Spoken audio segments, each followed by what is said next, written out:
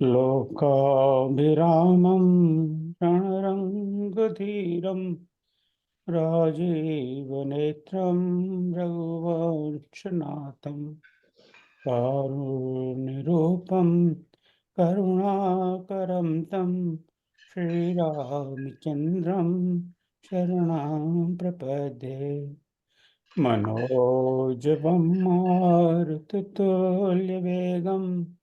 जितेन्द्रियं बुद्धिमतां वरिष्ठं वातात्मजं वानरयूथमुख्यं श्रीरामदूतं शरणं प्रपद्ये।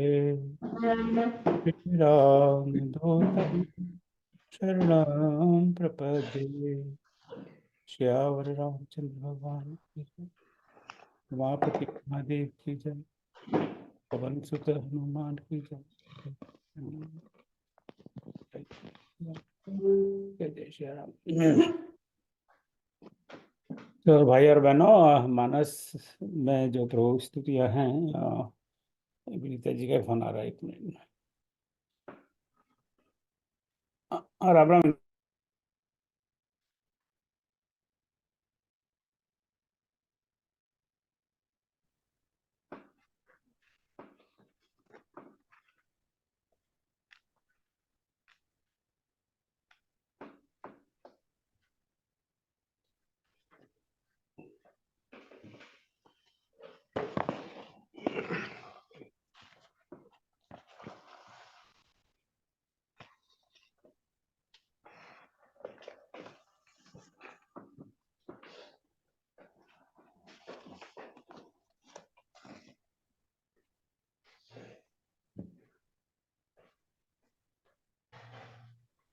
सभी को राम राम।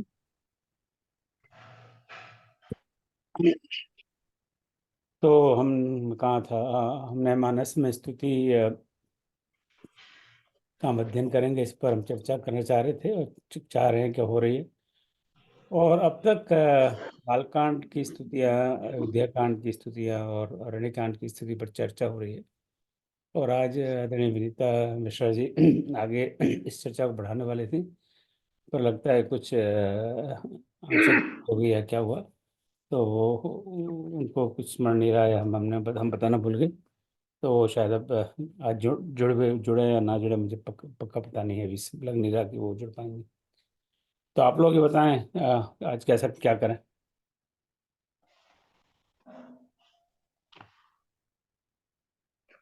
अरण्य कांड की स्तुति है ना? नहीं, किष्किंधा कांड और अच्छा, अरण्य कांड हो गया है। जी अरण्य कांड तो पिछले सप्ताह मलिक जी कर चुके थे ना। तो किष्किंधा कांड में एक ही स्तुति है ना, हनुमान जी की, वही हनुमान जी ने जो किया है। नहीं नहीं, वो बाली की स्तुति है ना। बाली मैं एक मिनट बताता हूँ आपको। सॉरी, आज के इस विघ्न के लिए मैं क्षमा चाहता हूँ, पर चलो कभी कभी ऐसा होता है।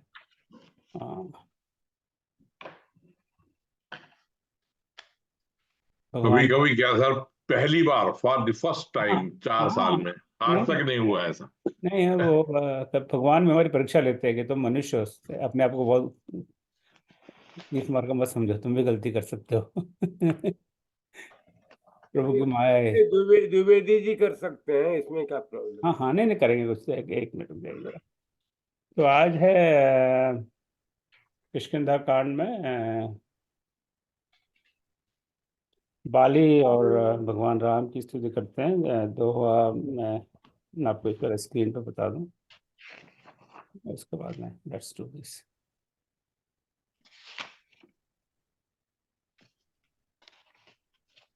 अरे कहाँ जूम जूम।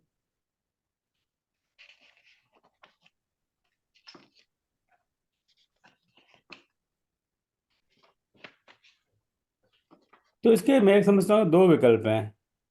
या तो आज हम कुछ और चर्चा करें, इसको अगले कौन सा चरण है? कुछ के लिए पोस्टपोन करें, या फिर हम लोग आपस में चर्चा करना, जैसे आप लोगों को उचित लगे। ये अभी किष्किंधा कांड की स्तुति है। हाँ, स्तुति है ये।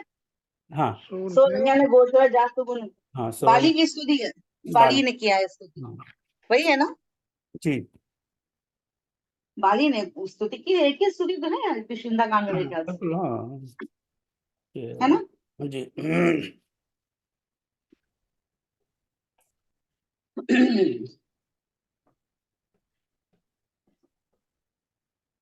पहले तो ये मन बनाए कि हम इसको आज स्थिति पर चर्चा करना चाहते हैं, या इसको डिफर करना अगले वीक के लिए, या करना कर लेते हैं, कर लेते हैं भाई साहब, चाहते कर लेते हैं। बहुत ऐसा भी क्या है, हाँ हाँ कर बिल्कुल। लेते हैं, तो मैं क्यों ऐसा नहीं कर अरे सकते? नहीं, अपन अब चर्चा करते हैं ना सर, अब जो इकट्ठा हुए हैं बिल्कुल सब अपन लोग। चर्चा कर सर। सकते हैं, क्यों नहीं कर सकते हैं, हाँ बिल्कुल कर बिल्कुल। सकते हैं। तो ऐसा करते हैं, तो मेरा ये प्रस्ताव है, ये स्तुतियां हैं किष्किंधा कांड की, पहले तो और बाकी चौबे जी, ज्योति जी, मलिक जी, आप सबने इस पर काफी अध्ययन किया है। तो ऐसा करते हैं, पहले तो मैं आशा जी चुकी हैं, तो आशा जी से मैं विनती करूंगा कि वो इन सब स्थितियों को गाएं एक एक करके, और फिर हम उस पर चर्चा करते हैं। तो किष्किंधा कांड में पर चर्चा मैं ही आरंभ करता हूँ, और बाद में आप लोग, चौबे जी और ज्योति जी, आप आपस में बात कर लें और आगे कैसे करना चाहते हैं। तो मैं आशा जी को निवेदन करूंगा, विनम्र निवेदन, क्योंकि थोड़ा इसको मैं आकर सुनाए, सो नयन गोचर जासु बन। जी जी जी, बिल्कुल बिल्कुल बिल्कुल। जी, ये जैसे प्रसंग ऐसा है कि जब राम, हमारा कौन है ना, हाँ जी, ये हाँ हाँ प्रसंग ऐसा है कि जब भगवान राम ने बाली को मुक्ति दी, के समझिए मतलब उनकी जो उसका वध किया, तो उसके पहले, मरने के पहले बाली उनसे कहता है भगवान जी से कि अब मैं आपकी शरण में आके मैं भी पापी ही रहा क्या, मुझे क्या करेंगे? तो उन्होंने, भगवान ने उसके सर को हाथों से स्पर्श किया और कहा कि तुमको, तुम्हारे शरीर को मैं अचल कर दूं, तुम प्राणों में रखो। तो बाली ने कहा नहीं नहीं, ऐसा क्या बात है, जब आपके हाथों से हमें मुक्ति मिल रही है तो हमें भला क्यों हम इस शरीर को रखना चाहेंगे। इस आशय के, इसी भाव से ये स्तुति है। वो बाली कहते हैं उनसे, ममलोचन गोचर सोया, बाबा जो मेरे सामने यदि आ गए हैं तो फिर ऐसा संयोग कहाँ बनेगा कि हमें दोबारा मुक्ति मिले।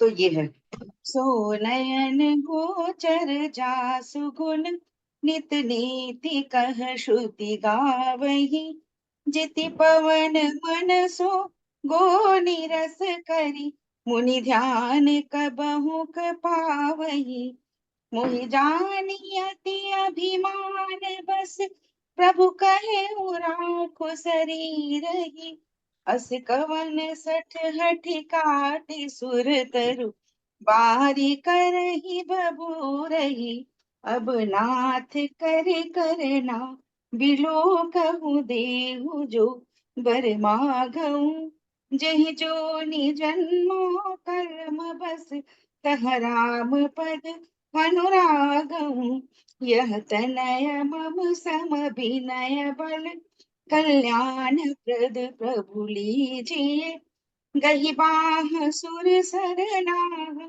आपन दास पंगद कीजिए। इसके बाद का दोहा कर देते हैं। रामचरण दर प्रीत करी, बालिकी नितनु त्याग, सुमन माल जिमि कंठ ते, गिरत न जान नाग। बहुत तो सुंदर, बहुत बहुत धन्यवाद आशा जी। तो अब हम किष्किंधा कांड में प्रवेश कर चुके हैं, और किष्किंधा कांड तो घटनाओं का एक कांड, सबसे छोटा कांड है, पर इसमें इतनी ज्यादा घटना, घटना के बाद में घटना के बाद में घटना के बाद में घटना, घटना प्रधान इसको हम कह सकते हैं, ये कांड है। एक बस बाद में भगवान श्री राम, जब मौसम खराब, बरसात हो जाती है, तो वर्षा वर्षा ऋतु में प्रवर्षण पर्वत पे रहते हैं, और फिर तो वो थोड़ा सा विराम है बाकी घटनाओं के क्रम में। तो बाली के वध होने पर, और जो समझ लीजिए बाली की मुक्ति होने पर, भगवान को कहते हैं अच्छा है, कोई बात नहीं, मैं तुम्हें दोबारा जीवन जीवन दे सकता हूँ। तो यही प्रभु की महानता है कि वो पहले तो उसको उसके पापों का दंड देना तो आवश्यक था, पर दंड तो मिल गया। तो उसके पहले जो अभी आचार्य जी ने स्तुति गाई, उसके पहले भगवान कहते हैं, अचल करो तन राखो प्राणा, बालिका सुल कृपा निधान, मैं तुम्हारे शरीर को अचल कर देता हूँ। यही बात पहले हम देखते हैं जटायु को भी कहते हैं कि जटायु को रावण सब उसका मरने की तैयारी में तो जटायु को मैं अब जी के क्या करूँगा, अब आपके दर्शन हो गए। तो भक्त की तो ये अभिलाषा होती है कि बस भगवान के एक बार दर्शन हो जाए, फिर जीने की कोई उसकी कामना नहीं रहती, तमन्ना नहीं रहती।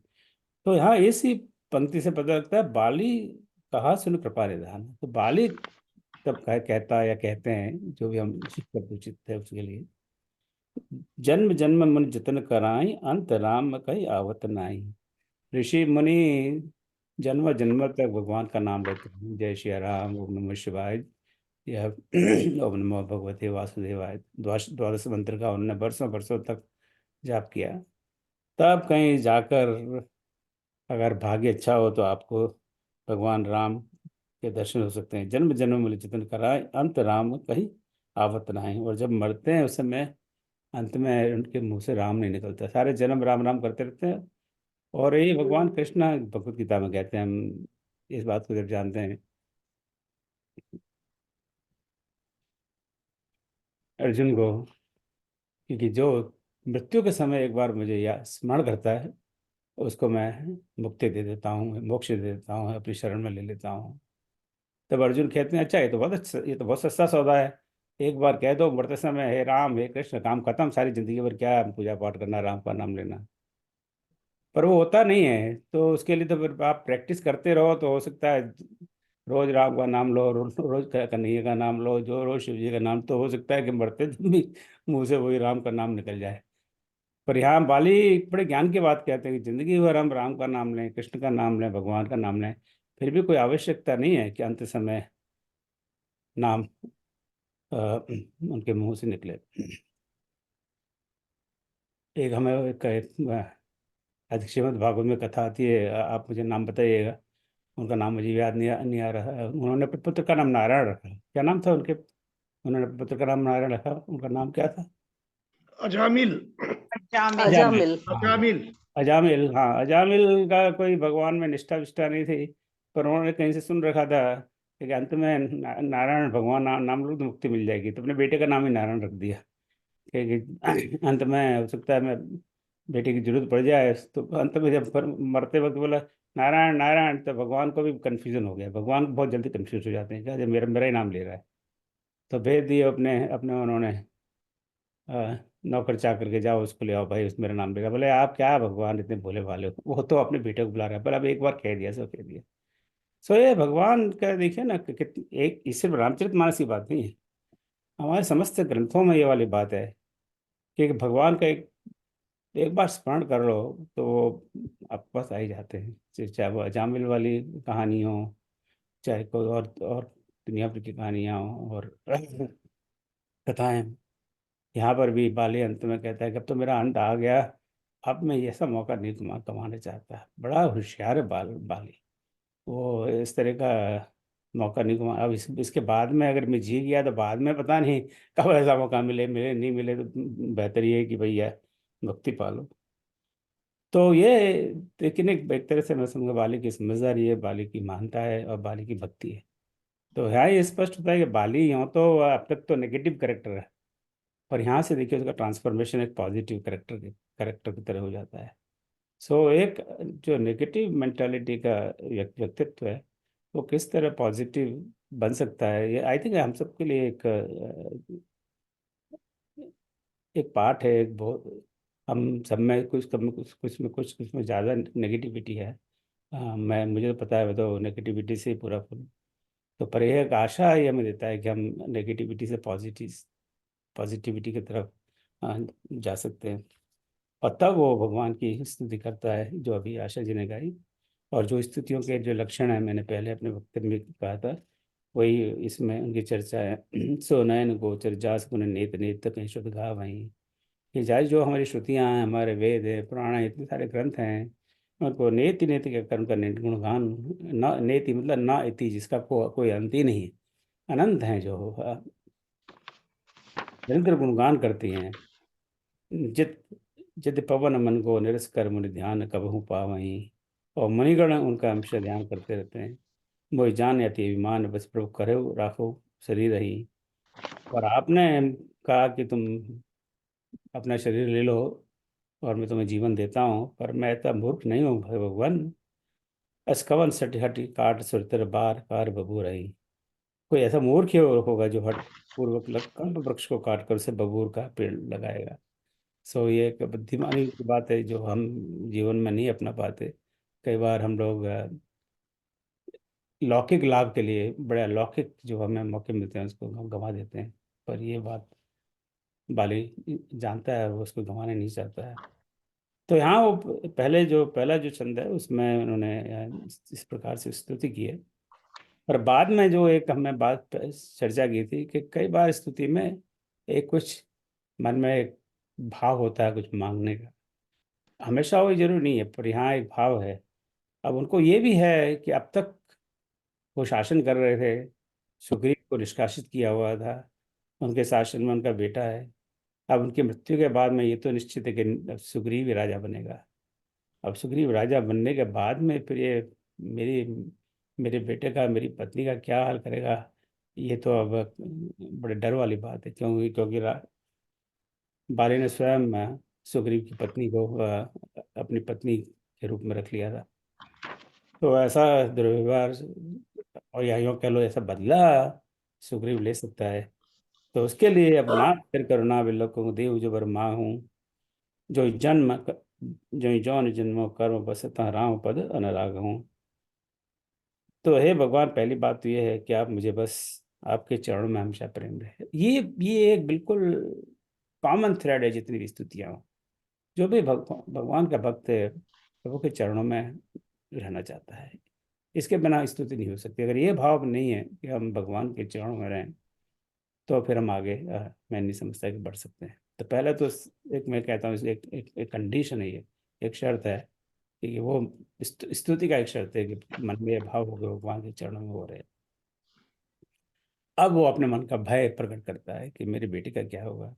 यह तनय मम सम विनय बल कल्याण प्रभु पद लीजिए, कि ये मेरा बेटा है, अंगद है, वो विनय और बल में वो मेरे बराबर ही है। तो मुझसे कोई कमजोर नहीं है, मुझसे कोई 21 ही होगा। अब बस गई बाह सुर नर नाह आपन दास अंगद कीजिए। हे भगवान, सुर नर नाह यानी देवता नर मतलब मनुष्य, सुर और नर दोनों के नाथ आप इस अंगद को अपना दास मान लीजिए, अपना सेवक मान लीजिए। और इसके बाद में रामचरण दृढ़ दृढ़ प्रीत कर बाल कीन तुन त्याग, सुमन माल जिम कंठते गिरत न जाने नाग। और ये प्रार्थना करने के बाद में वो तुरंत अपना शरीर छोड़ देता है। वो इस बात की प्रतीक्षा भी नहीं करता कि भगवान उसको कहें अच्छा अच्छा तूने ये वरदान मांगा एवं मस्तु ऐसा ही होगा, मैं अंगद की रक्षा करूंगा। उसको पूरा विश्वास है। एक बार प्रभु से कह दिया कि मुझे आपके चरणों में स्थान दे दीजिए, और एक बार प्रभु से कह दिया कि मेरा अंगद पुत्र है, इसका बस आप हाथ थाम लीजिए।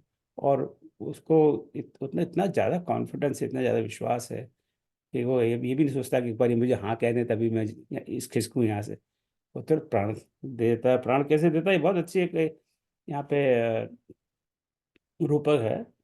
रामचरण दृढ़ प्रीत कर बाल की त्याग, सुमन माल जिम कटते गिरत न जाने नाग। ये नाग शब्द है ना, नाग शब्द के कई अर्थ हैं हिंदी साहित्य में। एक अर्थ है हाथी, बड़ा अजीब सा लगता है। नाग का अर्थ हाथी, हाँ नाग तम सांप उसको कहते हैं, पर नाग का अर्थ हाथी, कई जगह इसका रेफरेंस है। तो जैसे हाथी के गलों के फूल की माला गिरना, अब ये कुछ सोचना पड़ता है कि ये कुछ उपमा का कोई मतलब नहीं बैठता है। पर जो हाथी ने कोई माला पहनी हो और वो माला गिर जाए तो हाथी को पता लगेगा कि माला गिर गया? कुछ नहीं पता लगेगा। अब मान लो एक गुलाब की पंखुड़ी हमारे सर पर वो गिर जाए, हमें पता थोड़ी लगेगा गिर गई। उसका इतना कम वजन है। तो प्राण इतनी सहजता से त्याग दिया कि जैसे कुछ हुआ ही ना हो। ये ये उपमा बहुत मैं एक साहित्यिक दृष्टि से मैं देख रहा हूँ, बड़ी जबरदस्त उपमा। तुलसीदास जैसे जैसा कोई साहित्यकार मैं तो समझता हूँ न भूतो न भविष्यति। उनको आप भले भक्त मत मानिए, अ, ज्ञानी मत मानिए, पर साहित्यकार तो क्या कमाल का साहित्य है। कि इस तरह उन्होंने क्या उपमा दी है, क्या इस तरह प्राण को त्याग दिया जैसे कि एक हाथी गले में से अपनी माला को त्याग देता है। माला गिरते हाथी को कुछ फर्क नहीं पड़ता। माला गिरे एक पता नहीं हाथी का कितना वजन होता है, 5 टन 10 टन 20 टन जो भी होता हो, उसमें से 100 ग्राम की 200 ग्राम की माला नीचे गिर जाए, हाथी को क्या फर्क पड़ता है? कुछ नहीं फर्क पड़ता है। तो ये एक उनकी भक्ति की पराकाष्ठा है। तो यही बाली इस स्तुति से बाली का स्वरूप ही बदल गया। एक जो आतताई था, जिसने अपने भाई पर इतना अत्याचार किया, जिसने भाई की पत्नी को अपनी पत्नी बना के रखा, वो एक वहां से एक भगवान का भक्त होकर भगवान के पास लौटा। इसे बहुत बहुत धन्यवाद। जय श्री राम। इस स्तुति ने भाई साहब, हमारे ख्याल से हम सही पकड़ रहे हैं इसको। तो इस पर आपके कोई विचार हो तो अपने प्रकट करें, तो हम इस पर चर्चा भी कर सकते हैं।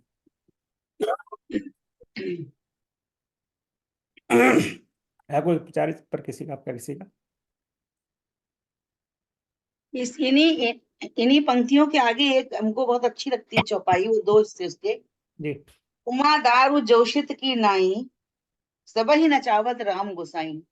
मतलब जोशित यानी कि कठपुतली,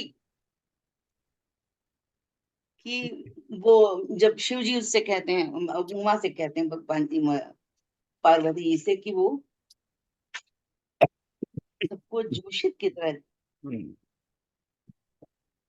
बहुत अद्भुत है। सॉरी।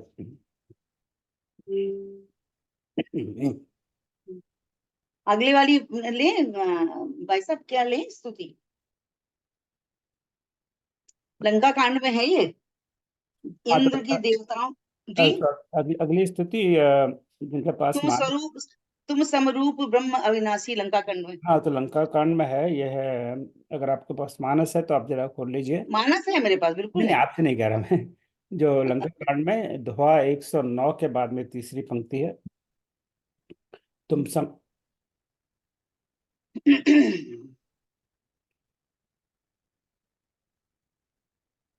हाँ, तो आशा जी आप गाइए। चलिए हम गाते हैं इसको। ऐसा सौभाग्य कहाँ मिलता है कि बाबा रामायण का पाठ करने को मिले। हाँ बिल्कुल। थैंक्स टू विनीता जी, भूल गई। हमारा लाभ ही है। हाँ चलिए, बढ़िया। अभी हम विनीता जी को अलग से थैंक यू बोलेंगे। चलिए ठीक है।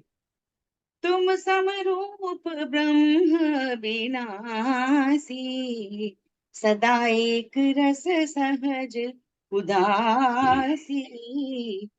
अकल अगुणज अनघ अनामय, अजित अमोघ शक्ति करुणामय। मीन कमथ सुकर नर हरि, वामन परशुराम बपुधरे।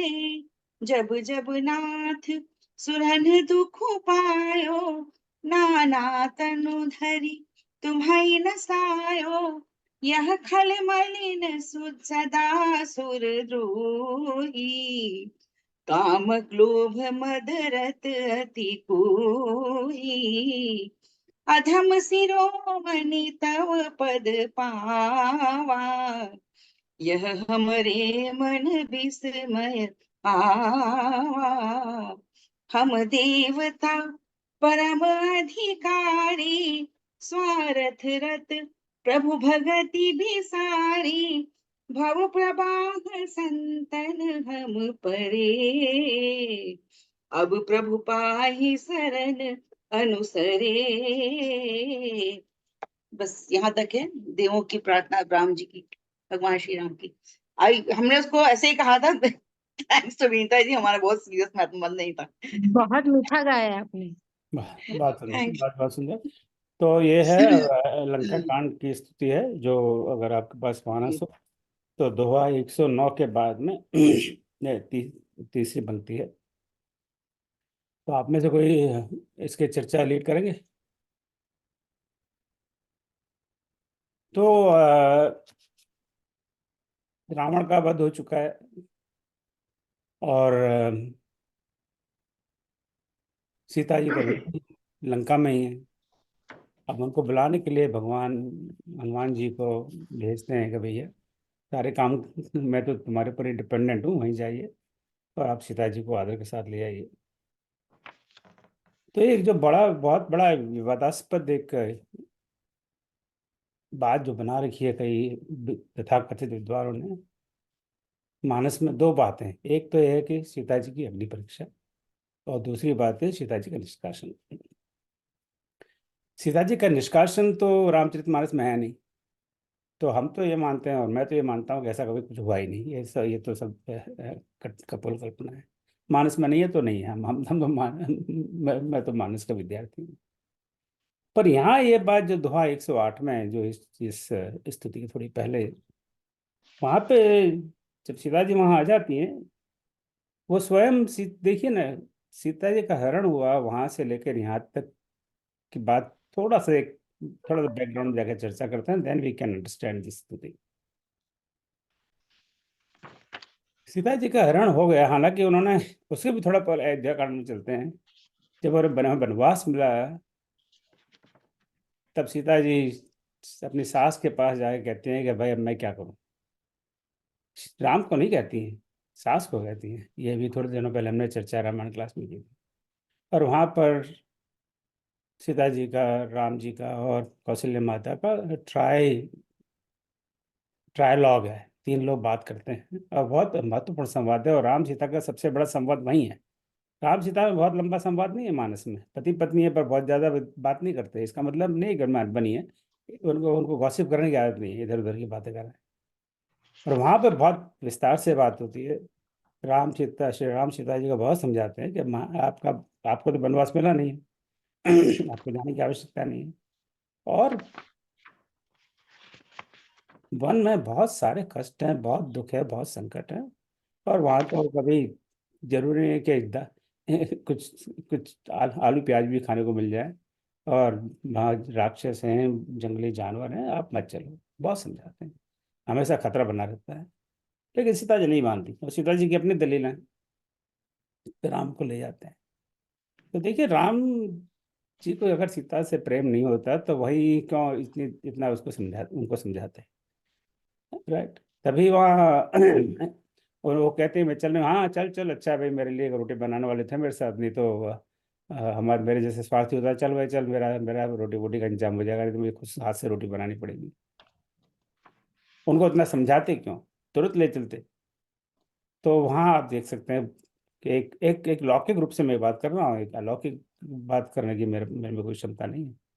राम को सीता से इतना प्रेम है कि इतना समझाते हैं कि वन में इतने सारे कष्ट हैं, इतना खतरा है, और कभी भी कुछ दुर्घटना घट सकती है, तो आप यहीं रहिए।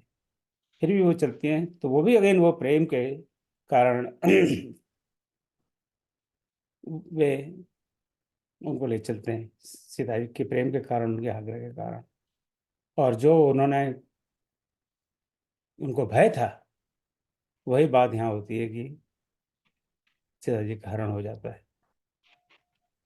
अब उसके बाद में, हरण होने के बाद में, उस समय तो राजाओं के बहुत सारी पत्नियां थी, होती थी। उनके पिताजी के स्वयं की 3 पत्नियां थी रामचरितमानस के अनुसार। और कई रामायण में देखें तो वहां तो कई कई कई जगह 300 पत्नियों का जिक्र है, कहीं उनसे भी ज्यादा पत्नियों का जिक्र है। तो बहुपत्नी का रिवाज तो, और खास करके राजा महाराजों में तो बहुत कॉमन बात थी। राम को एक से एक सुंदरी मिल सकती थी। एक रावण अगर सीता को उठा ले गया तो कोई बात नहीं, चलो अपना 14 वर्ष पूरा करके जरो रह अपना वहां पर वापस अयोध्या में अपना दूसरा विवाह कर लेंगे, तीसरा विवाह कर लेंगे, 14 विवाह कर लेंगे, उसमें क्या समस्या है। पर श्री राम ने ऐसा नहीं किया। सीता को खोजने के लिए और वापस लाने के लिए जो जो भी उन्होंने किया, वो सारी बात हम अरण्यकांड में पढ़ चुके हैं और पढ़ सकते हैं। और किष्किंधा कांड में जब प्रवेश हो गया, वहां पर यहाँ तक कि जंगली वानरों से मित्रता करते हैं, ताकि उनकी सहायता से कुछ सीता को वापस ला सके। या वानरों से मित्रता करने की क्या जरूरत है? क्या आज हम वानरों से मित्रता करेंगे? हम तो दूर भागेंगे उनसे, कह रहे कि अरे वानर क्या मनुष्य से मित्रता नहीं करते? हमसे कोई छोटा सा हो व्यक्ति हो तो वो उससे दूर रहेगा, अरे ये क्या मेरे काम आएगा, भागो भगाओ इसको। हम अपने अपने बराबरी के वारों से मित्रता करते हैं, अपने से छोटे से मित्रता नहीं करते। लेकिन राम ने वानरों से मित्रता की गई, तुम वानर लोग कोई बात नहीं, तुम्हारी हम एक दूसरे की मदद करते हैं। और तब राम और सुग्रीव में मित्रता होती है, और बाद में सारा वानर दल पहुंचता है उनकी खोज में। और सुंदरकांड में हम जानते हैं कि हनुमान जी के कार्य, और वो खबर समाचार लेके आते हैं, और फिर बाद में सब पूरा युद्ध और रावण का वध। तो कितना ज्यादा परिश्रम श्री राम ने किया सीता को वापस लाने के लिए। कोई बिरला ही ऐसा करेगा, उसको अगर पत्नी से प्रेम नहीं होगा वो इतना इतना नहीं करेगा, इतना इतना इतना संकट नहीं लेगा, इतना कष्ट नहीं लेगा, इतना झमेले में नहीं पड़ेगा, परंतु उन्होंने किया। इससे ये फिर पुनः सिद्ध होता है कि राम को अपनी पत्नी सीता से कितना प्रेम था। एक लॉक फिर मैं वो ये लौकिक रूप से बात कर रहा हूँ, वो इसके बहुत आध्यात्मिक और फिलोसॉफिकल एस्पेक्ट्स की चर्चा नहीं कर रहा। अब सीता जी, रावण का वध हो गया, अब सीता जी को बुलाने के लिए वो आदर से भेजते हैं, और वो आने के बाद में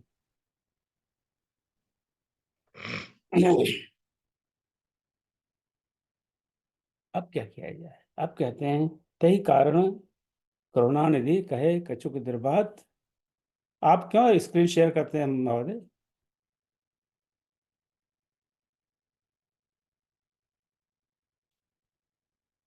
सीता जी के आने के बाद में उनसे वो कहते हैं कहे कछुक दुर्बाद। तुलसीदास जी की मर्यादा, शब्दों की मर्यादा को देखिए। वो उनसे कहते हैं दुर्बात, कुछ दुर्बात, कुछ कड़ी बात कहते हैं, कड़वी बात कहते हैं। क्या बात कहते हैं? तुलसीदास जी उन शब्दों का प्रयोग नहीं करते हैं। यही उनकी मर्यादा है। कोई उल्टी सुल्टी बात कहे उसको लिखने की क्या जरूरत है, बोलने की क्या जरूरत है। इवन जब लक्ष्मण सुमंत्र जी को कहते हैं कि पिताजी को जाके ये कहना, तो राम, तो लक्ष्मण जी तो बहुत गुस्सा है अपने पिताजी से। तो राम सुमंत्र जी कहते थे कि लक्ष्मण जी को कहा उसको आप ऐसी बातें वहां जाकर बत करना। ये लक्ष्मण तो भी बच्चा है, ये तो ऐसी आवेश में आगे सब कह रहा है। तो दुर्वास क्यों कहे? जिस पत्नी के लिए उन्होंने इतना संकट झेला, दर दर भटके, वानरों से मित्रता की, इतना बड़ा युद्ध लिया, इतना बड़ा संकट लिया, उनके भाई के प्राण जाते जाते रह गए। लंका कांड में हम पढ़ते हैं मेघनाथ की शक्ति से प्राण वापस लौटे ही थे उनके। इतने बड़े संकट के बाद जिस पत्नी से इतना प्रेम करते हैं उसे दुर्बात क्यों कहते हैं? और सुनत जात धानी सब लागे करे विषाद। तो सारे जातु धानी राक्षस से बड़ी वो भी दुखी हो जाते हैं, ये क्या हो रहा है, ये बंदा कैसा है? अब तक तो इतना बड़ा युद्ध किया इसने और लाखों करोड़ों वानर राक्षस सब मारे गए, और अब ये इस तरह की बातें कर रहा है, क्या चक्कर क्या है ये? और वो सीता जी को यहाँ कहीं नहीं कह रहे कि आप जाके, मैं आपकी अग्नि परीक्षा लेना चाहता हूँ। ये श्री रामचरित मानस आपके सामने भी है, मेरे सामने भी है, मैं उसी में से पढ़ रहा हूँ। उन्होंने खुद दुर्वात कहे, क्या कहे ये नहीं बात, बाबा तुलसीदास जी कह रहे हैं। प्रभु के बचन शीस धरि सीता, बोली मन क्रम बचन पुनीता। लक्ष्मण हो धर्म के नेगी, पागट पावक प्रकट करो तुम बेगी। सीता जी का ये निर्णय है, लक्ष्मण तुम अग्नि प्रकट करो और मैं अग्नि में समावेश करना चाहती हूँ। ये निर्णय सीता जी का है, राम का नहीं है। राम ने कोई अग्नि परीक्षा नहीं ली, राम ने कोई नहीं कहा अग्नि को। अब आप कह सकते हैं वो दुर्वाद में ये बात कही हो, ये संभव है, पर हमें नहीं पता। पर ऐसा क्यों किया? अगर उन्होंने सीता जी को ये कहा भी हो कि आप अग्नि में जाओ और वहां पे अपनी प्योरिटी को सिद्ध करो, या जो भी शब्द का प्रयोग करना है, ऐसे क्यों कहा? फिर हमें घूम के अरण्यकांड जाना पड़ेगा। अरण्यकांड में राम सीता को कहते हैं अकेले में, पति पत्नी के अकेले क्षण बहुत कम रामायण में बताए हैं। पति पत्नी की जो बात होती है वो पति पत्नी की बात होती है, राइट। जब लक्ष्मण भी नहीं है, जो लक्ष्मण से ज्यादा कोई प्रिय मैंने समझता नहीं वो राम के लिए कोई है, जिन्होंने जीवन पर्यंत राम की सेवा, उनका जन्म से लेके उनके जीवन त्यागने तक सारा जीवन राम की सेवा में गया। उस लक्ष्मण तक को ये बात पता नहीं। जब लक्ष्मण बाहर जाते हैं या हमें अरण्यकांड में फिर जाना पड़ता है, हे लक्ष्मण, लक्ष्मण हे सीते, एक बात करनी है। हम लोगों का जन्म ये दर दर भटकने के लिए नहीं हुआ। हम लोगों ने ये अवतार इसलिए नहीं लिया कि हम राजा बन जाएं, राज करें। हमारा तो उद्देश्य इस पृथ्वी से, इस राक्षसों से मुक्त करना है, इस धरती को राक्षसों से मुक्त करना है। और वो हम सारी कथाएं बालकांड में पढ़ चुके हैं। जब जब हो धर्म की ग्लानि, कि जब जब भी धर्म की ग्लानि होती है, यदा यदा धर्मस्य ग्लानि निर्भवति भारत, तब तब भगवान अवतार लेते हैं। तो ये बात तो बहुत पहले ही, हालांकि रामायण में तो मैं जहाँ तक मुझे स्मरण है तो शिव जी ये कहते हैं कि जब जब धर्म की ग्लानि होती है तब तब भगवान अवतार लेते हैं। और गीतावत भगवान श्री कृष्ण स्वयं कहते हैं कि जब जब धर्म की ग्लानि होती है तब तब मैं अवतार लेता हूँ। तो हमारा तो अवतार इसलिए हुआ है कि जो धर्म की ग्लानि हो रही है इन राक्षसों द्वारा, उसे हमें निपटना है। तो इसके लिए अब कुछ हमें करना पड़ेगा। ये 14 वर्ष हम वन में भटकने के लिए नहीं आए हैं। तो हम ऐसा करते हैं, आप ऐसा करिए, आप अग्नि में निवास करिए और तब तक निवास करिए जब तक मैं इन राक्षसों का नाश नहीं कर लेता। तो सीता जी अग्नि में निवास करती है और उन्हीं की जैसी दूसरी स्त्री अग्नि से प्रकट होती है, रूप गुण शील उन्हीं के समान, जो रणगान में बहुत सुंदर चौपाई इस बाबा तुलसीदास जी ने कही है। और वो उसके आप आज की भाषा में कह देते हैं वो सीता की क्लोन प्रकट होती है। आजकल शब्द आता है ना क्लोन, ये सब नई बात, ये बातें सब आजकल हम कहें नहीं है, नहीं है, ये सब बातें पुरानी है। तो क्लोन तो बहुत समय पहले की बात है। तो अग्नि से सीता जी का दूसरा डुप्लीकेट सीता या क्लोन सीता प्रकट होती है। वो सिर्फ श्री राम को पता है, लक्ष्मण को भी नहीं पता। तो सीता का तो कभी हरण हुआ ही नहीं, सीता की इस क्लोन का हरण हुआ। सीता के इस क्लोन को अशोक वाटिका में रखा। उसका ना तो हनुमान को पता है, न लक्ष्मण को पता है, न विभीषण को पता है, न रावण को पता है, किसी को नहीं पता। अब फिर से यहाँ पे आते हैं, जब सीता जी यहाँ आ गई तो राम को तो पता है तो क्लोन है, ये असली सीता नहीं है। और सारे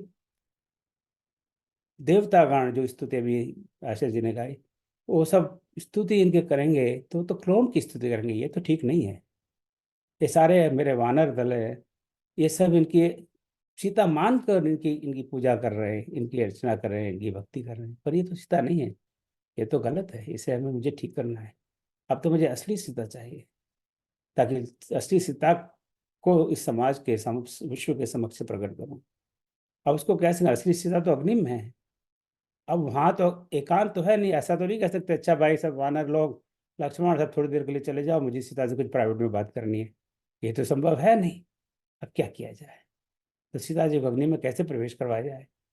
तो उसका यही तरीका था कि उनको कुछ ऐसी बातें कहो, ऐसी दुर्बात कहो, ऐसा कुछ नाटक करो कि सीता जी को एक बहाना मिल जाए अग्नि में जाने का, कि मेरे पति ने मुझसे ऐसी कड़वी बातें कही तो मैं तो अग्नि में चली जाती हूँ।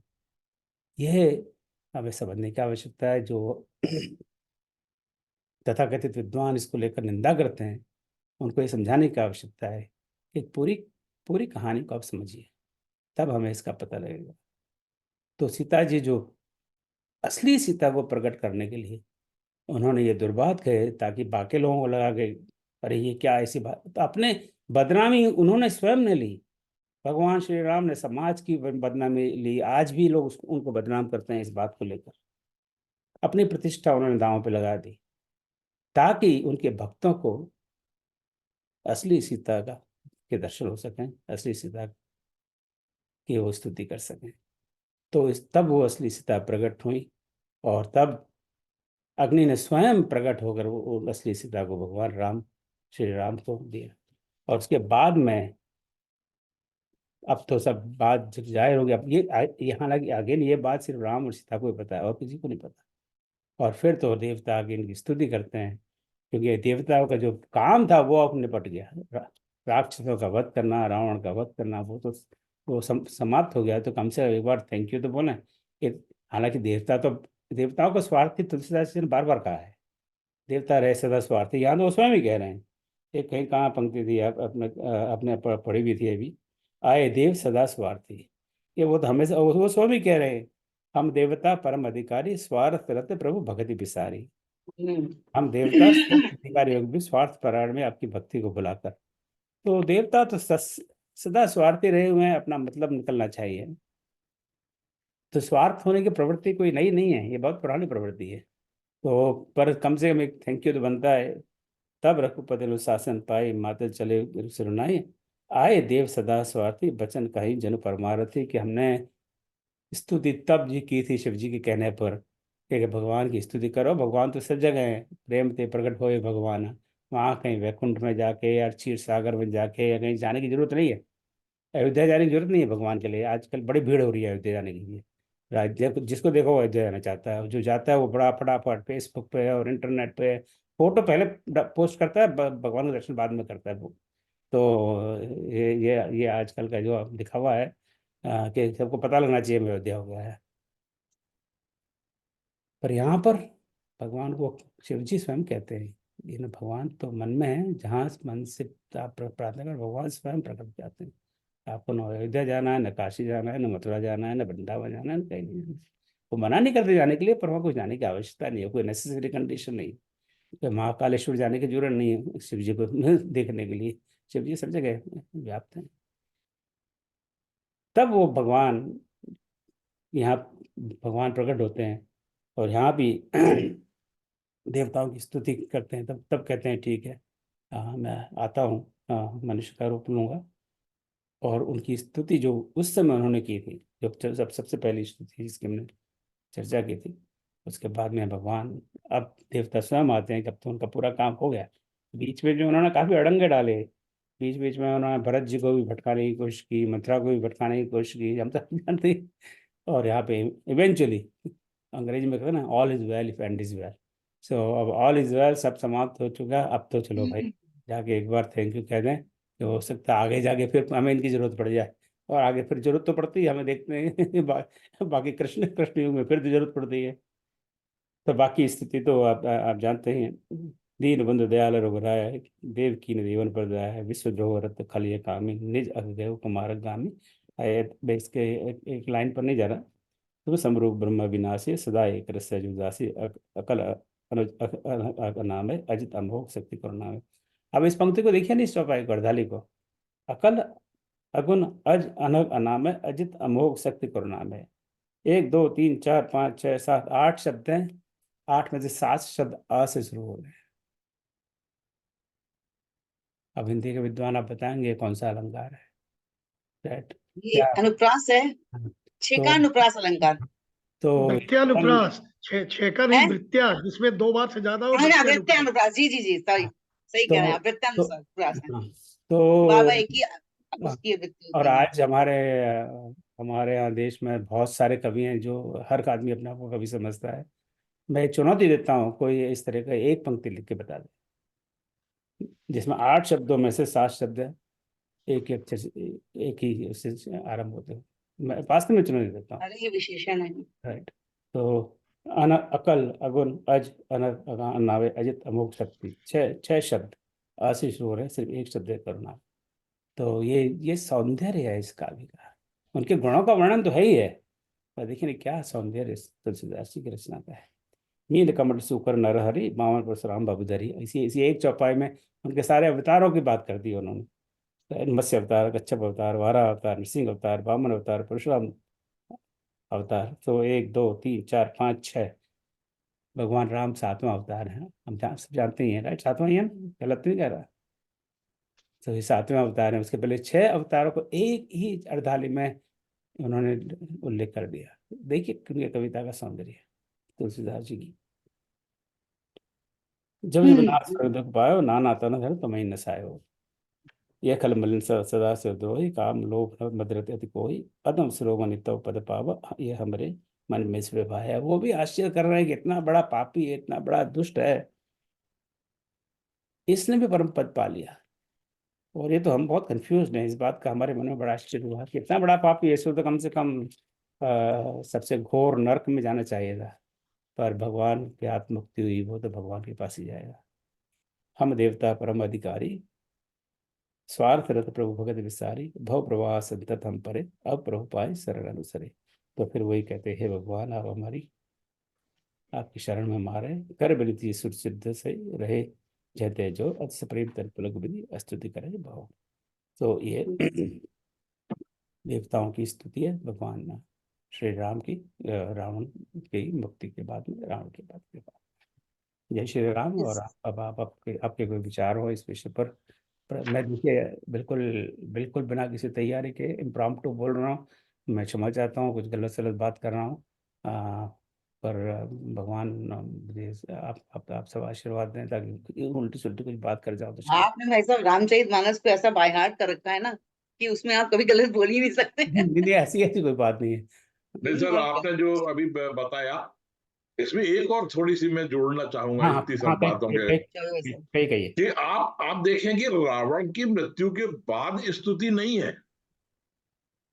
ये जो आपने प्रसंग सुनाया, इसकी इंपॉर्टेंस है यहां पर, कि इस कारण देवताओं ने, कि आपने कितना सुंदर प्रसंग रचा कि उस समस्या का हल भी हो गया, और वो उसके कारण प्रभु की स्तुति, मैं ऐसा समझा वो प्रसंग जो आपने अभी सुनाया। तो मैं बैठे बैठे मैंने कहा वाकई कितना अच्छा तरीके से प्रभु ने उसको सबके बीच में रखा। तो उसके कारण फिर ये स्तुति आई है, जबकि रावण के वध के बाद होनी चाहिए थी नहीं तो सारी स्तुतियां। जी, हम्म।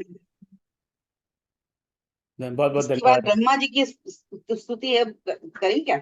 हाँ बिल्कुल। आप पर किसी और का कोई इसमें टिप्पणी या कोई विचार जो हमने बात की अभी देवताओं की स्थिति पर? हम तो ढूंढ ढूंढ कर निकालने इसमें कहाँ पे चलिए, स्तुति। हाँ तो चलिए अब आगे की स्तुति, आगे भी स्तुति के तुरंत बाद बाद ही ब्रह्मा जी आते हैं और वो स्तुति करते हैं। वो तो देवों के हाँ, आप आशा जी पहले स्तुति करें फिर हम बात करते हैं। चलिए, जय श्री राम। जी बिल्कुल।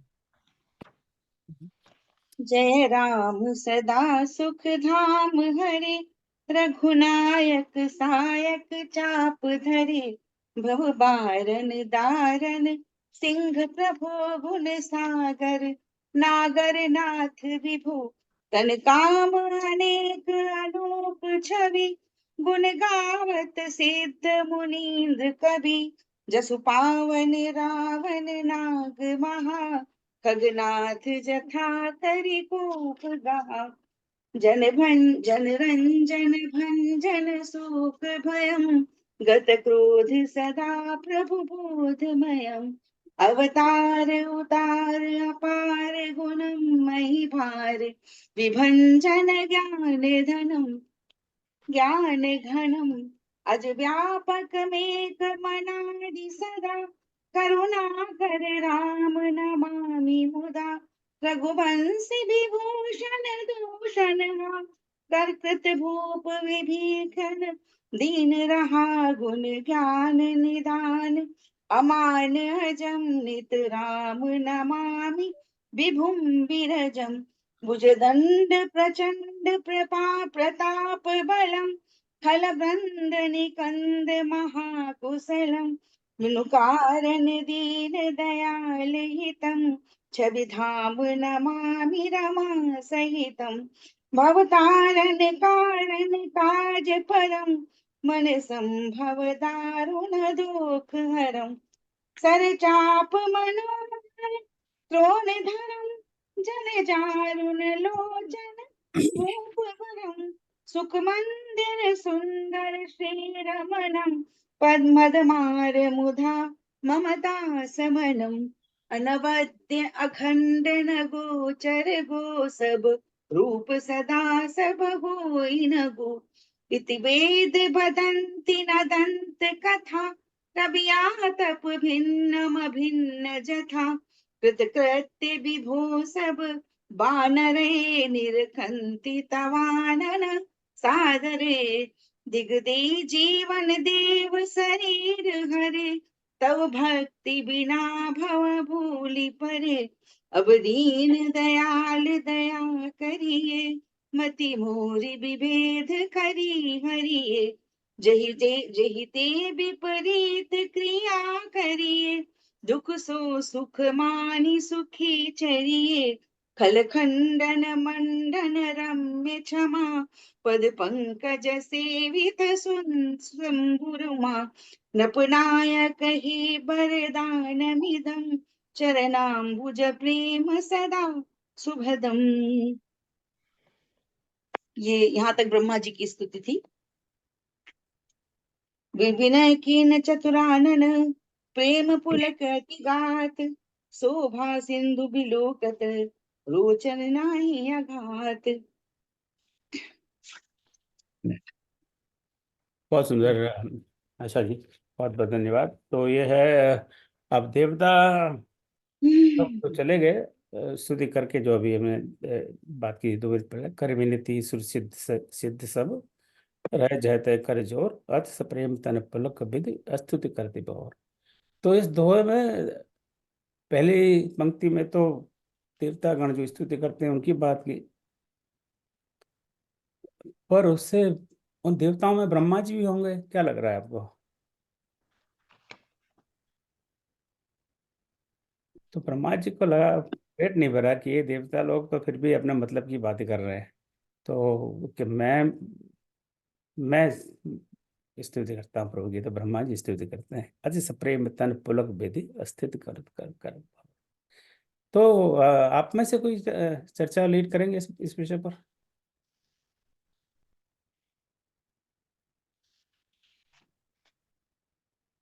एनी वॉलंटियर ब्रह्मा स्तुति पर?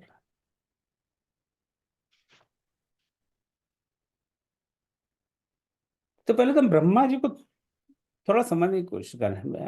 ये ब्रह्मा जी एक तरफ हम कहते हैं ब्रह्मा जी, ब्रह्मा विष्णु महेश, एक जगत, क्या कहते हैं, बहुत समय पहले मैंने इसका एक एक्रोनम बहुत वर्षों पहले अंग्रेजी में पढ़ा था, क्या था? God. God is G is God. O is operator and D is destroyer, ऐसे कुछ था ना? यस। जी जी जी सृजन, बिल्कुल यही पालन और यही संहार। है। हाँ, जनरेटर नहीं, गॉड का जी जनरेटर, हाँ ऑपरेटर। ऑपरेटर जो पालन करता, एंड डिस्ट्रॉयर। फायर जो विनाश करता है। इस तरह से कुछ गॉड का बना। सही आई बात। लॉन्ग लॉन्ग टाइम वो, मैं आई थिंक मैं उस स्टूडेंट था यूनिवर्सिटी में, तब की बात है। तो ये ब्रह्मा सृजन करते हैं विश्व का, पर ब्रह्मा जी जो सृजन करते हैं, अगर ये इस बात को माने, हम ब्रह्मा जी की कोई पूजा पाठ नहीं करते। आप में से कितने लोग ब्रह्मा जी की पूजा पाठ करते हैं? घर में ब्रह्मा जी की मूर्ति हो, रोज ओम जय ब्रह्मा देवा ऐसे कुछ आरती वारती गाते हैं? देखिए, जो सृजन करता है उसकी कोई पूजा पाठ नहीं, ये तो ठीक नहीं है ना। पुष्कर तीर्थ में शायद एक मंदिर है ब्रह्मा जी का, हमें पता नहीं है, सुनते हैं, हम कभी हाँ, गए नहीं। पुष्कर में है मंदिर। पुष्कर में है ना, पुष्कर तीर्थ में है उनका एक अच्छा, ब्रह्मा जी पुष्कर में है। और भी जय है इंडिया में कहीं। जी। जयपुर के पास है। जब हाँ। जयपुर जाए तो वहां जा सकते हाँ, जयपुर के अच्छा, पास ही है। ये भी एक काम है। 2 घंटे का रास्ता है वहां से, जयपुर के सही पास है। है। अजमेर के पास, अजमेर में, अजमेर में है। अजमेर के पास जी। पुष्कर, अच्छा पुष्कर जी को छोड़कर ब्रह्मा जी का और कोई मंदिर कहीं? एक और मंदिर है कहीं इंडिया में, हमें याद नहीं आ रहा है मगर। अच्छा, जयपुर अभी हाल ही में मैं पढ़ रही थी जयपुर और जी। जोधपुर के बीच में है, लेकिन कहते हैं कि हाँ। जो मंदिर बनाता है उनका उसकी डेथ हो जाती है, तो उन्होंने हैं? जिन्होंने बनाया था तो वो है नहीं जिन्होंने बनाया था, लेकिन मंदिर है उनका। कुल मिला के शायद जयपुर 5 मंदिर हैं पूरे भारत में। मैं अभी देख ही रही थी। कामेश्वरी जी, हाँ। हाँ, केवल 5 मंदिर हैं। एक मिनट, अब बात करते रहिए। हाँ, तो मैं ब्रह्मा जी का मैं तो व्यावहारिक रूप से माँ के रूप में ब्रह्मा जी को देखता हूँ, हाँ, जिनकी की समाज में बहुत अच्छी स्थिति नहीं है, जबकि सृजन वही करती है। ऐसा मत कहिए, मैं ऐसा नहीं है, ऐसा नहीं है। ऐसा नहीं, माँ की समाज में सर, पूजती तो नहीं जाती, माँ तो नहीं पूजी जाती है सर। जितनी पितृसत्तात्मक शासन तो आज भी है सर। नहीं पूजा मुझे माँ खेद है इसका कहने में। मैंने मेरा मेरा मतलब, क्षमा करेगा जी, थोड़ा भिन्न है। जितनी कविताएं माँ की स्तुति में लिखी गई हैं, पिता को कोई नहीं पूछता। हम जितनी दुर्गा शक्ति के रूप में जितनी पूजा दुर्गा की होती है, तो उतनी शक्ति के रूप में किसी की पूजा नहीं होती है। राम कृष्ण की भी शक्ति के रूप में पूजा नहीं, मर्यादा पुरुषोत्तम है, वो लीला पुरुषोत्तम है, और क्या क्या किससे। तो मैं थोड़ा समय तो ब्रह्मा जी बात है। तो ब्रह्म पुष्कर जी में मैं गया हुआ हूँ, ब्रह्मा जी का मंदिर है वो। पुष्कर जी एक तरह से अयोध्या क्या अजमेर का सबर में, अजमेर अजमेर एक छोटा सा शहर, बहुत मीडियम साइज कह लो शहर है राजस्थान में। जयपुर से करीब 2-2.5 घंटे बाय रोड है। तो कभी आप जयपुर जाए, अजमेर जाए, तो अजमेर से में भी सबर भी कह लीजिए 20-25 मिनट। अजमेर में पुष्कर जी का मंदिर ऊपर के ढांचे से देखे तो एक सामान्य सा मंदिर थे, कोई विशाल मंदिर नहीं है, कोई ऐसा नहीं है कि मस्ट सी टेम्पल और जबरदस्त उसका स्ट्रक्चर, ऐसा कुछ नहीं। It's very basic simple temple. तो आप जाएं तो दर्शन करें वहाँ पर ब्रह्मा जी के। इसके अलावा जैसे कामेश्वर जी बता रहे थे कि 4-5 मंदिर और हैं, तो उनके बहुत मंदिर नहीं है। पर ब्रह्मा जी का उल्लेख मानस में भी बहुत ज़्यादा नहीं है। जगह थोड़ा बहुत इधर उधर उल्लेख है, पर कोई बहुत ज़्यादा उल्लेख नहीं है। पर ब्रह्मा जी के पास जाते जरूर हैं। जयंत को कष्ट हुआ तो वो भी ब्रह्मा जी के पास गया, अरे मेरे पीछे ये राम का तीर लगाया, तीर क्या, वो तो सी की थी, अब बचाओ, इससे बचाओ। बोले भैया मेरे बस की नहीं, तुम आगे जाओ। आगे right? तो अब ब्रह्मा जी के तो अब हमारे नारद जी की बात आती है। नारद जी तो ब्रह्मा जी के पुत्र हैं, मानस पुत्र हैं। तो इतने सारे ब्रह्मा जी के इतने सारे पुत्र हैं, जिस जहाँ देखो वहाँ ये उल्लेख आता है, ये ब्रह्मा जी के पुत्र, ये ब्रह्मा जी के पुत्र, ये ब्रह्मा जी के पुत्र हैं। उनकी पत्नियों के बारे में बहुत बहुत सारा उल्लेख। अब ये भी है कि ब्रह्माणी, तो ब्रह्म से ब्रह्माणी तो ठीक है, इंद्र से इंद्राणी, इसी तरह से। पर अब सरस्वती जी है, वो उनकी पत्नी है। अब सरस्वती जी और ब्रह्माणी एक ही हैं, अलग अलग। तो आई थिंक हमारे जो स्क्रिप्चर्स हैं इस बारे में काफ़ी चर्चा है। तो एक बार I think I talked about that little bit, पर अभी वो ना तो मुझे याद है, ना it's appropriate time to talk. तो यहाँ ब्रह्मा अब उनकी स्तुति करते हैं कि जो जगत के सर्जक, जगत का जिन्होंने सर्जन किया है और सर्जन करते हैं। फिर दूसरी बात, एक जो हमारे पुराणों में, साहित्य में जो बात आती है कि ब्रह्मा जी हालांकि वो स्वयं जगत का सर्जन करते हैं, तो उनके स्वयं वो कैसे प्रकट हुए, इसके बारे में क्या है?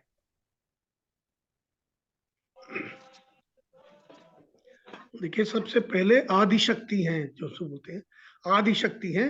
आदिशक्ति के ने 3 विभाग क्रिएट किए हैं, और जो जो आपके गॉड हैं उन तीनों का हुआ। तो इन तीनों से ऊपर आदिशक्ति है, इसलिए शक्ति की पूजा हमेशा होती है।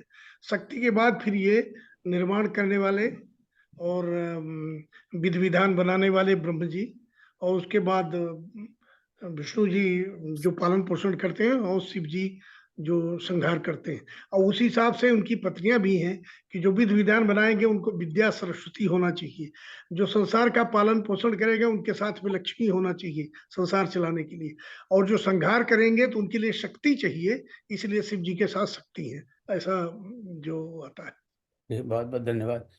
और कोई ओम जी, हाँ ये बताऊं आपको ये। हाँ हाँ, बताइए। तो इसके पीछे छोटी सी कहानी है। कहानी तो नहीं बताऊंगी, मगर इतना जरूर ये बताना चाहूंगी कि एक बार सदाशिव ने ब्रह्मा को शाप दिया था कि वे सृष्टि के रचयिता तो होंगे, परंतु कभी मुख्य रूप से पूजे नहीं जाएंगे। इसीलिए हम देखते हैं कि ब्रह्मा जी के मंदिर बिरले ही हैं।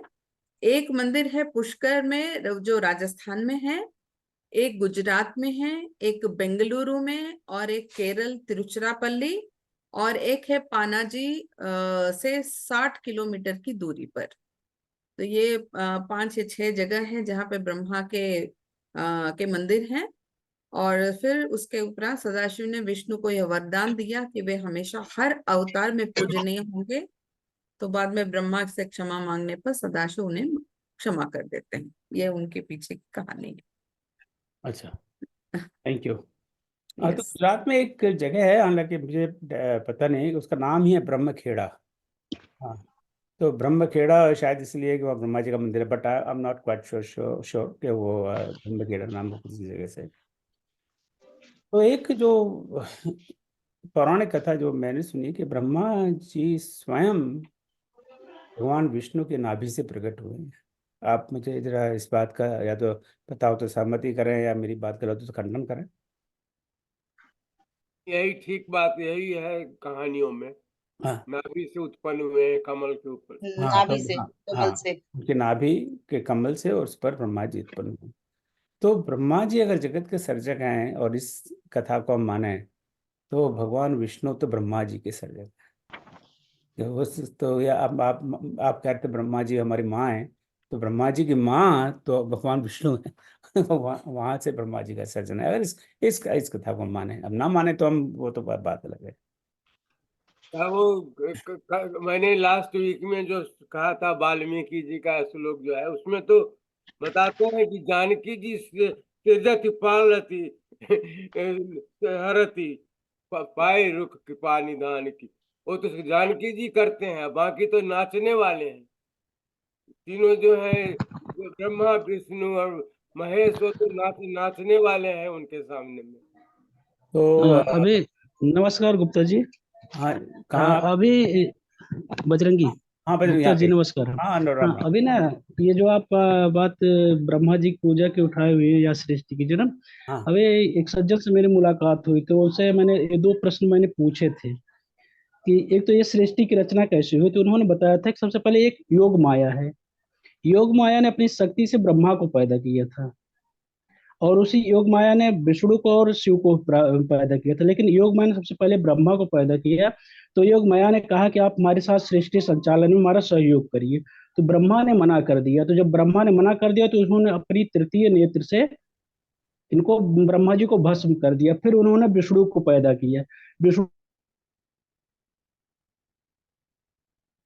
आपकी आवाज नहीं आ रही है बजरंगी जी। बजरंगी जी आपकी आवाज नहीं आ रही। चलो उनकी आवाज नहीं आ रही किसी वजह से। मेरी आवाज आ रही है? हाँ आ रही है। आपकी आवाज आ रही है। जी आ रही है फिर। आपकी जी आ आवाज आ रही रही है। है बस। हाँ तो ब्रह्मा जी का कई जगह उल्लेख जरूर है मानस में और अलग अलग नामों से। अब यहाँ पर उनको विधि कहा है, राइट? तन अत सप्रेम तन पुलकित विधि स्तुति करें बहुर। सो विधि है, फिर ब्रह्मा तो है ये। और दूसरा एक और कौन से नाम है मानस में ब्रह्मा जी के लिए? चतुरानन। चतुरानन। चतुरानन बहुत जगह कहा गया है। चतुर आनंद यानी चतुरानन। जिनके हाँ, चार चतुरानन, क्षमा चार क्षमा चाहते हैं, चतु आनंद। हाँ। डिस्कनेक्ट हो गया था, मेरा डिस्कनेक्ट हो गया तो बात कंप्लीट नहीं हुई थी। उनका जब भगवान उनका शिव दूसरा को नाम पैदा किया उन्होंने, अभी रुकिए बजरंगी जी, एक मिनट, बात आरंभ हो गई, जब रुकिए। भगवान शिव को पैदा किया तो तो होता है आपके पास 3 नेत्र है, हमारे पास दे दीजिए तो हम श्रेष्ठ हो जाएंगे। तो शंकर भगवान को योग माया ने अपना तृतीय नेत्र दे दिया। जब तृतीय नेत्र दे दिया तो शंकर भगवान ने कहा कि आप सबसे पहले तो उन दोनों को पैदा कीजिए, नहीं तो मैं आपको भस्म कर दूंगा। तो उन्होंने ब्रह्मा और विष्णु को पैदा किया। तो कहा अब आप 3 शक्तियों में बट जाइए। तो वही ब्रह्माणी और नारायणी और रुद्राणी 3 शक्तियां बनी हुई हैं। तो इस प्रकार से सृष्टि की शुरुआत हुई।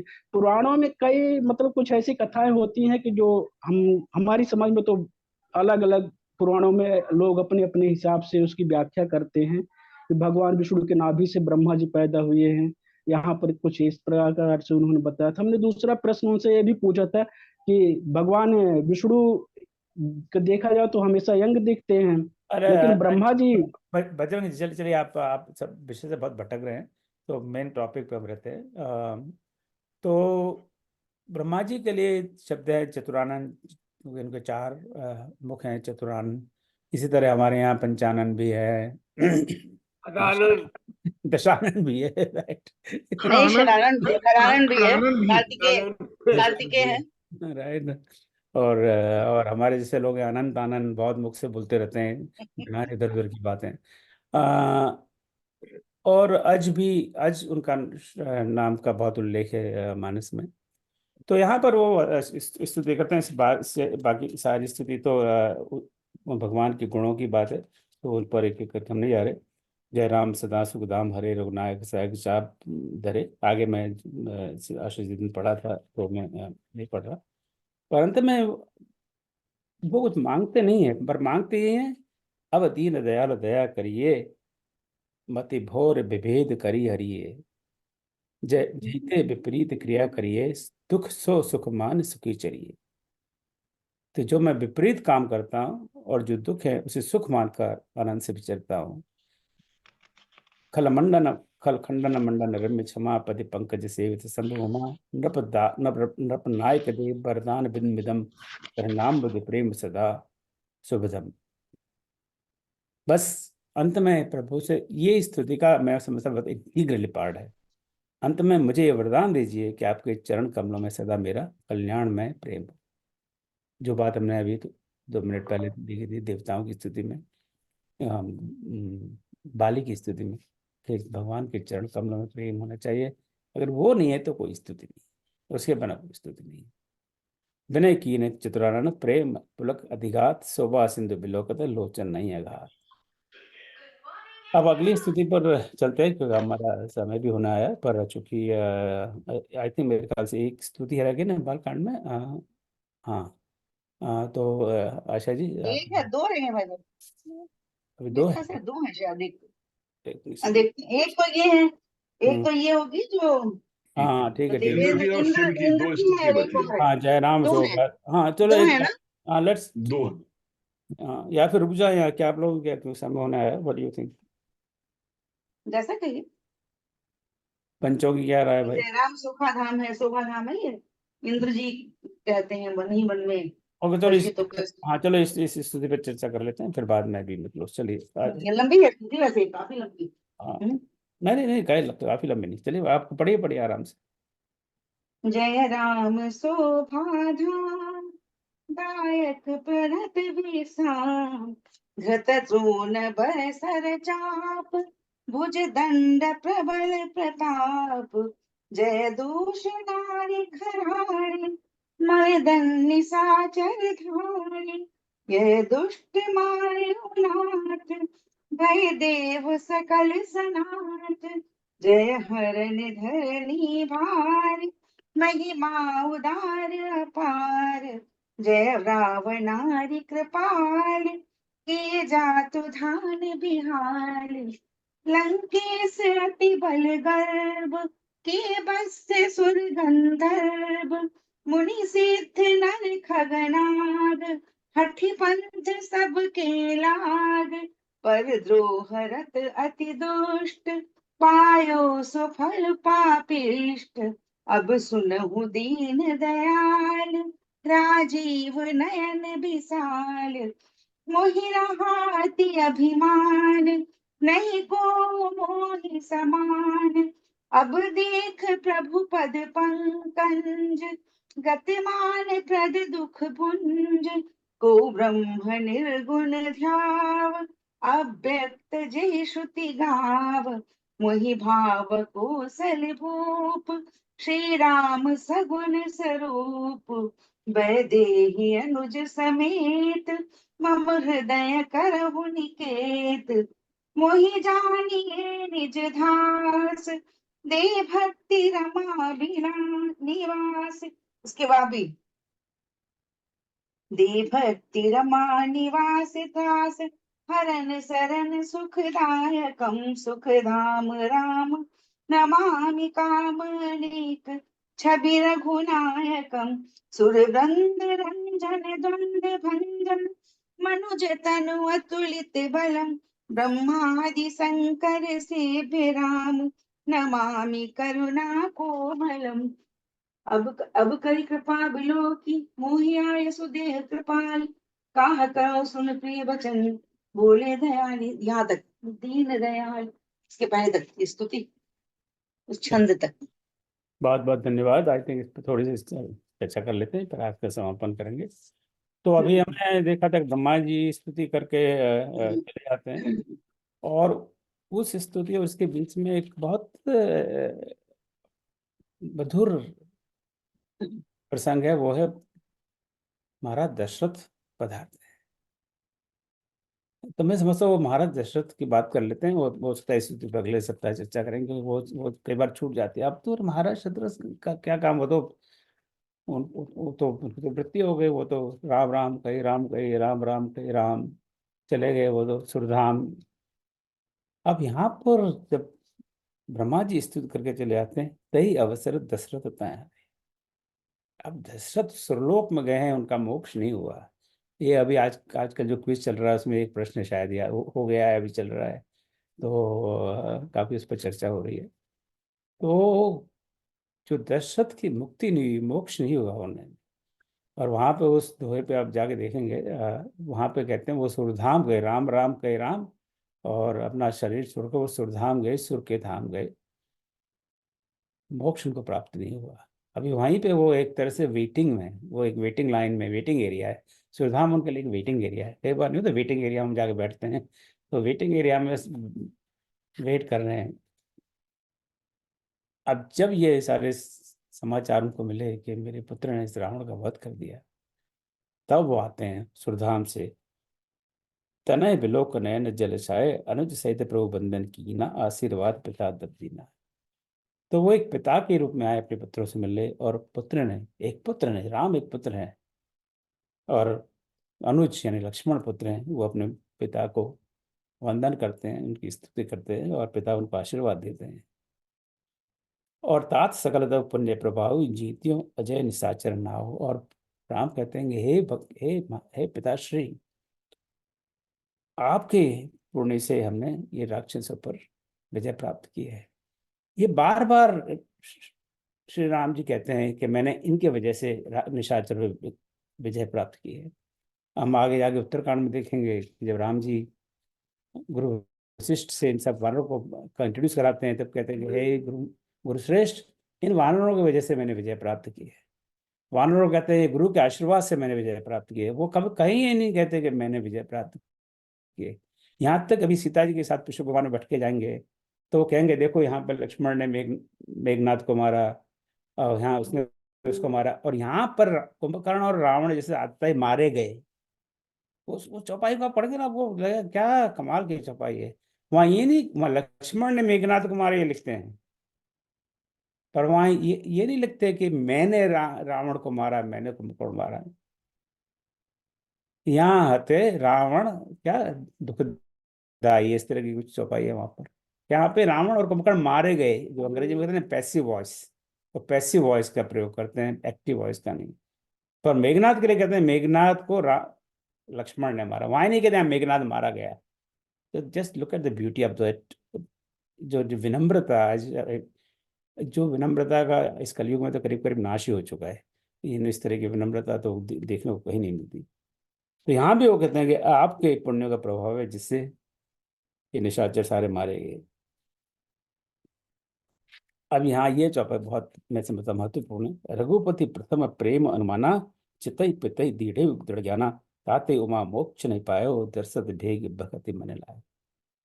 क्योंकि उनको पहले मोक्ष जब उनकी मृत्यु हुई थी तब उनको नहीं मिला था, क्योंकि उनके अंदर भेद भक्ति थी कि ये बेटा है, ये मेरी पत्नी है, ये मेरा चाचा है, ये मेरा मामा है, ये मेरा दोस्त है, ये मेरा दुश्मन है, ये मेरा शत्रु है।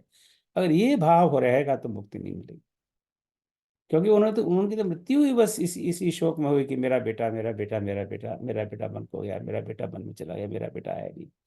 तो उस अटैचमेंट जो जो भगवान कृष्ण इतना लंबा चौड़ा 18 अध्याय का 700 श्लोक में प्रवचन देते हैं, जो अटैचमेंट उनके साथ गया, तो उस अटैचमेंट से बंधन के साथ गया, इसलिए उनको मुक्ति नहीं मिली। तो चाहे भगवद गीता हो, चाहे रामायण हो, संदेश तो वही है, राइट। संदेश क्या है कि अटैचमेंट में हमें छोड़ना है। अगर अटैचमेंट रहा तो फिर मुक्ति बस ताते उमा मोक्ष नहीं पाए। और ये एक्सप्लेनेशन शिव जी दे रहे हैं। तुलसीदास ये तो कहेंगे मैं कहूँगा तो लोग नहीं मानेंगे मेरी बात, तो शिव जी पे को दे देता हूँ उसकी क्रेडिट। तो हे उमा, हे पार्वती जी, इसलिए उन्हें मोक्ष प्राप्त नहीं हुआ। दशरथ भेद भगत मन लाए हो, सगुनो उपासक मोक्ष न ले ही, तिन कहूँ राम भगत निज देहि। जो सगुण रूप की उपासना करते हैं भक्त इस प्रकार का मोक्ष भी नहीं लेते। अब जैसे हम कृष्ण लीला में देखते हैं, उनको उद्धव जी, मैं गलती कर रहा हूँ तो बताइएगा, नाम मुझे ठीक से याद नहीं होगी, उद्धव जी जाके समझाते हैं गोपियों को, अरे गोपियाँ तुम क्या पागल हुई है, कृष्ण तो तुमको बेवकूफ़ बना रहा है। अब वो तो बहुत बड़ा भगवान का अवतार है, वो कोई एक ग्वाला वाला नहीं है, तुम छोड़ो उसको। और भगवान तो बोले अरे भैया उद्धव तुम जाओ, खिसको यहाँ से, हमें तो बस गोपी बनने में रास है, और हमें कोई मोक्ष वोक्ष नहीं चाहिए, हम जन्मांतर गोपियां ही बनना चाहते हैं। एक जन्म के बाद हमें कोई मोक्ष नहीं चाहिए, अगले जन्म में हमको पीछा बनना चाहते हैं, तीसरे जन्म में गोपी बनना चाहते हैं। तो उनकी उस प्रकार की भक्ति है। अब यहाँ पे देखिए एक अंतिम लाइन, वेरी इंपॉर्टेंट, बार बार कर प्रभु ही प्रणाम। जब आए थे तब अनुज सहित प्रभु बंधन किए ना। अभी चार लाइन पहले जब वो आए थे तब राम और लक्ष्मण उनको बंधन करते हैं, और 4 लाइन बाद ही बार बार कर प्रभु ही प्रणाम। अब बार बार दशरथ उनको बंधन करते हैं। किसको बंधन करते हैं? अनुज को, राम को नहीं, प्रभु को प्रणाम करते हैं। तो अब उन्होंने उनके मन में जो भ्रम था वो निकल गया। अब उन्हें वो पता लग गया कि ये तो भगवान स्वयं है, तो इसलिए अब वो प्रणाम करते हैं। देखिए ना, आते वक्त उनको प्रणाम किया जाता है, जाते वक्त वो प्रणाम करते हैं, क्योंकि वो एक जो मति भ्रम था वो उनका निकल गया। सो ये एक चौपाई है, मतलब ये 111 और 112 के बीच में ये छोटा सा पोर्शन है। सामान्यतः हम इसको स्किप कर जाते हैं, पर एक बहुत, मैं समझता हूँ बहुत महत्वपूर्ण बातें हमें बताता है। दशरथ के बारे में, भक्ति के बारे में, भेदभाव के बारे में, अटैचमेंट के बारे में बहुत सारी बातें यहाँ पे आती हैं। बस मैं यहाँ पर रुकता हूँ, और मेरे लिए कोई, मैं क्षमा चाहता हूँ, मैंने आज अनथक चेष्टा की, पर आप लोगों ने प्रेरणा दी और हौसला बढ़ाया। तो जो भी मेरी अल्पबुद्धि से जो निकला, माँ शारदा ने जो निकलवाया वही मैंने आपसे प्रकट किया, और आपका आशीर्वाद चाहता हूँ, और आपकी कोई टिप्पणी तो अवश्य है। जय श्री राम।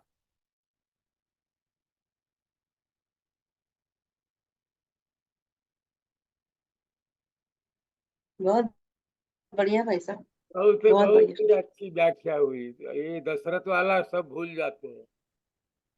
तो अभी हमारे पास 2 स्तुतियाँ हैं, तो इस बार अगली बार उसका अध्ययन हम करेंगे।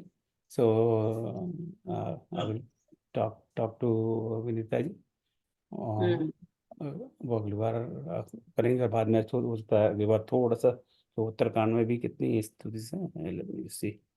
वैसे विनीता जी कभी ऐसे करती नहीं है, आज नहीं नहीं इत्तेफाक हो नहीं, गया। अरे नहीं, वो तो भाई कोई भी बोल सकता है, कोई हाँ, कभी नहीं हाँ करती हूँ हाँ, वैसा। नहीं वो अब वो दिमाग से निकल जाती है बात, राइट। इसमें कौन सी बड़ी नहीं, हाँ, वो तो ओम जी भाग्यशाली हैं, श्री राम जी ने कृपा की कि ओम जी जिससे बोले, इसलिए आज एब्सेंट हो गई। ये प्रभु की कृपा है, प्रभु की कृपा है। बिल्कुल बिल्कुल सही सही बात कहा आपने दीदी। प्रभु जी चाहते कि आज आप भाई साहब व्याख्या करें। हाँ, मैं तो ओम जी, 1 मिनट में एक दृष्टांत सुनाता हूँ। हाँ सुनिए। रामानंद सागर ने जब पूरे रामायण की रचना की, और उसके बाद उनका सम्मान होने लगा, नागरिक सम्मान, सब लोग उनकी प्रशंसा कर रहे थे। राम किंकर जी उपाध्याय भी वो उपस्थित थे। तो जब सब लोग तारीफ कर रहे थे, ये सबको था कि राम किंकर जी क्या बोलेंगे। तो राम किंकर जी उठे, तो उन्होंने बोला कि आपने तो ये सीरियल बनाया, बहुत अच्छा किया, पूरे देश में धार्मिक भावना जागृत हुई, पर इसमें बड़ी बात नहीं। सबसे बड़ी बात यह है कि प्रभु ने आपको चुना ये बनाने के लिए, ये है मुख्यता चीज। तो प्रभु ने आज चुना आपको आज के प्रवचन देने के लिए, ये बड़ी सही बात बात है जी, सबसे बड़ी बात है। नहीं, प्रभु की असीम कृपा है मुझ पर, मुझे तो इसमें कभी कोई संदेह रहता ही नहीं। एकदम ठीक बात है। इसमें कोई, मेरे मन में कोई बिल्कुल संदेह नहीं है, और मुझ में कोई ऐसी कोई क्षमता नहीं है, नहीं मेरा कोई ऐसा अध्ययन है। आप सबको पता ही है, आप लोगों से एक हिंदी में कहावत है, दाई से कोई पेट नहीं छुपाया जाता। तो आपसे मैं क्या छुपाऊंगा? आजकल आना को दाइयों का महत्व नहीं रहा, पर कहावत तो हम अपने आप में इम्पोर्टेंट है ही, राइट। तो आप आजकल एक कैसे कहना चाहिए कि गाय जिससे क्या पेट छुपाना। तो आपको सब पता ही है, पर आपका प्रेम है, और वो आई नहीं, तो आपने कहा चलो हाँ चर्चा करते ही हैं। तो बस जो भी अंग्रेजी में क्या कहते हैं, एक्सटेम्पोर, वो है जो भी अनायास जो भाव प्रकट हो गया मैंने। वो एक कहावत है ना, डटो मत जी तुम। वगैरह सब मंथन के सब लोगों को भगवान का आशीर्वाद बांटते हैं, इसके लिए धन्यवाद की पात्र है। सही बात है। कहना समापन, और कोई नैसर्गिक अभिव्यक्ति हुई है आपकी, निश्चल। और दाएं बाएं जो चीज हम लोग शायद छोड़ देते, ब्रह्मा जी के बारे में चर्चा, सीता जी के बारे में बहुत अच्छी जो पूरी वो नहीं होती, जो आज हुई गुप्ता सही जी ने बात जो है, करी। जो आज हुई है, सही बात है। हाँ, ये जो चर्चाएं हैं, ये हम लोग अगर करते तो हम वही जो लिखा है उसको उल्टा सीधा करके वही वही बोल के और वो खत्म कर देते। नहीं, आप वो तो कहते हैं जो लिखा है, हम वो कहते हैं जो नहीं लिखा था, किसी को पता ना पड़ेगा हम क्या बकवास कर नहीं, ये अनुभव है सब, ये अनुभव है और एक ढंग है पढ़ाने का कि बहुत अच्छा। पूरी रामायण कवर कर दी आपने इतनी सी देर में। आप ओम जी राम शांति भक्त हैं मंत्र तो पढ़ो। विनम्रता आपने उनसे ही सीखी है।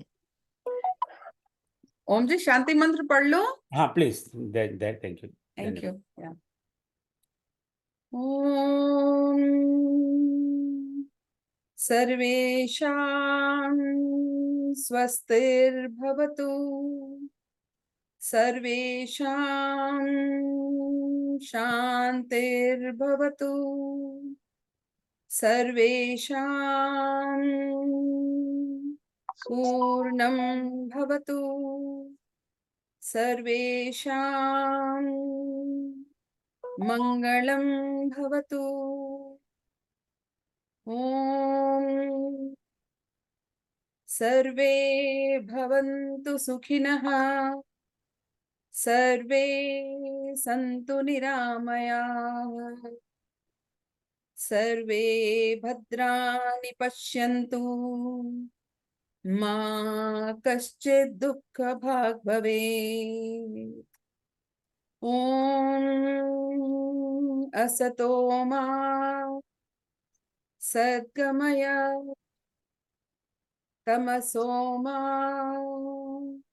ज्योतिर्गमय, मृत्योर्मा अमृतं गमय। ॐ शान्तिः शान्तिः शान्तिः।